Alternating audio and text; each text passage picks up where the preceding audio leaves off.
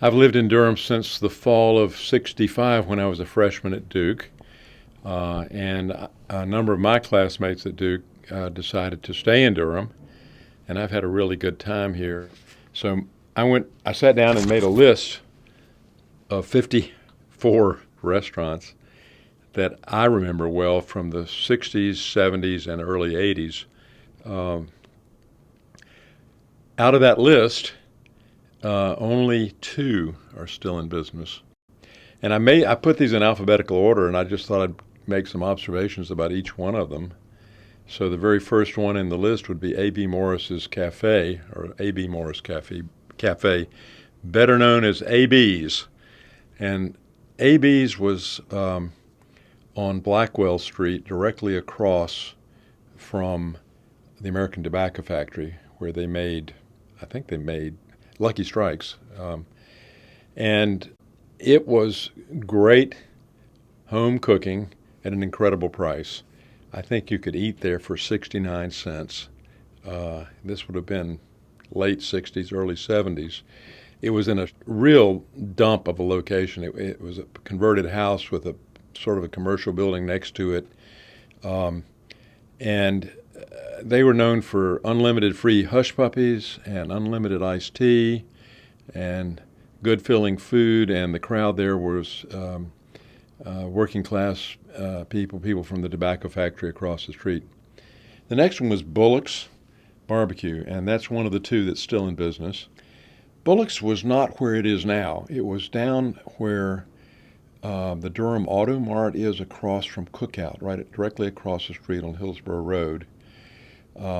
And it had a much more authentic, real feeling, I thought. Bullock's was quite an experience before they moved, but somehow or another they found the financing to build a new Bullock's, which is in the current location about a block north of Hillsborough Road. And they have been authentically serving North Carolina barbecue, fried okra, turnip greens, green beans, hush puppies, everything that you would expect. And that is probably the last totally authentic vintage of what everything was like in Durham in the '50s, '60s, and early '70s. The next one was the Blue Light. And the Blue Light actually existed in another form up until pretty recently. It became Sam's Quick Shop, which was a beer place, more or less. And Sam's still exists. Sam Boyd Jr., or Sam's son, runs it. But the Blue Light was a beautifully done 1950s drive-in, very much like you'd find in American Graffiti. And it actually had car hop service. You could pull in, and the car hops would come out and feed you. And they had a downstairs, and it was your typical drive-in food: burgers, fries, shakes, pie, and that kind of thing.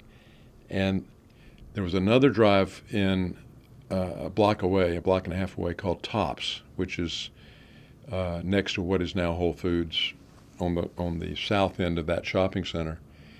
And then there were three more drive-ins. There were Honey's, which was out on the corner of Guess Road, right off of I-85, and Shoney's, which was on the corner of Hillendale and I-85. And then there was a second Shoney's over on Roxborough, not too far from I-85.